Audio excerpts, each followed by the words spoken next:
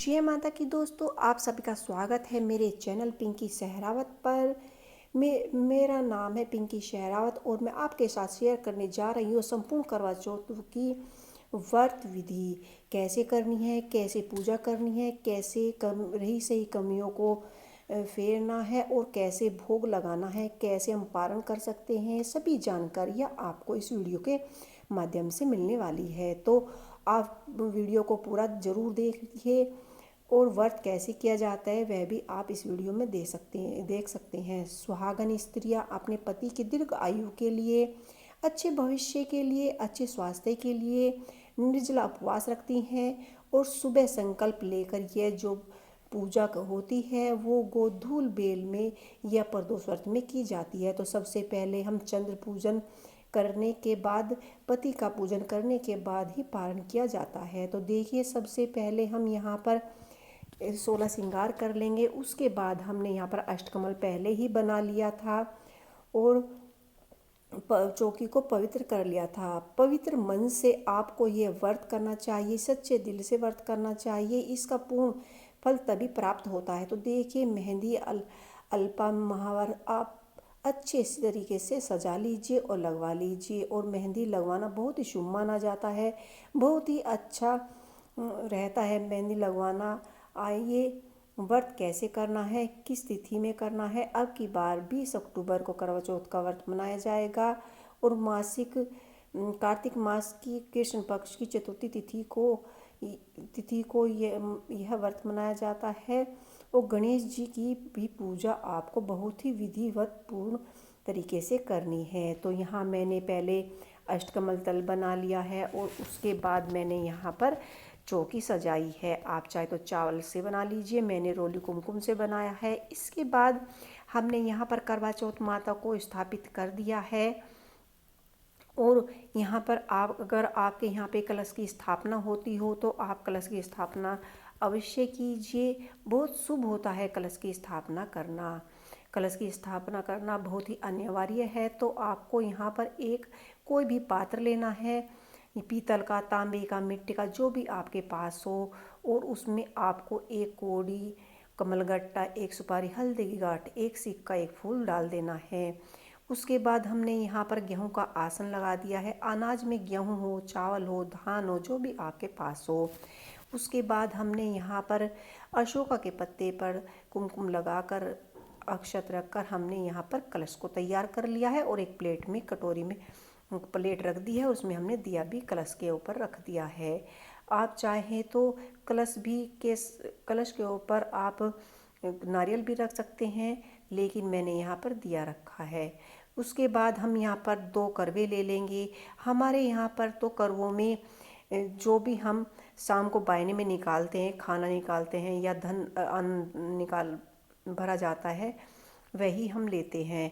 तो हमारे यहाँ पर नाज भरा जाता है, उसमें पतासे, पूड़ी, हम इस तरह से 2 कलश तैयार कर लेंगे। एक पार्वती माता का कलश होता है इसमें और एक हमारा कलश होता है, और उसमें सिक्के रुपये भी हम रख लेंगे। फिर हम लेंगे एक करवा, चंद्र का करवा हम तैयार कर लेंगे। चंद्र देवता का पूजन करना चाहिए। इस पूजा के साथ ही इसके ऊपर भी एक थोड़े से गेहूँ डाल देंगे।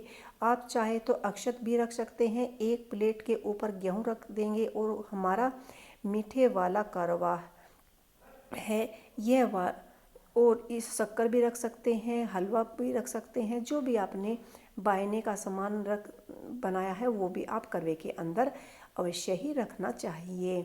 इसके बाद हमें सफ़ेद चंदन लगाकर चंद्र देवता की पूजन करनी चाहिए और बाद में सिर्फ आपको अर्घ देना होगा। अब चंद्र देवता उदय होते ही रात में कहीं पर भी किसी भी वक्त, कोई सी भी जगह पर जब समय होता है निकल जाते हैं, तो हम न्यूज़ के द्वारा देखकर 9 से 9:30 बजे के बीच में चंद्र देवता निकलते हैं।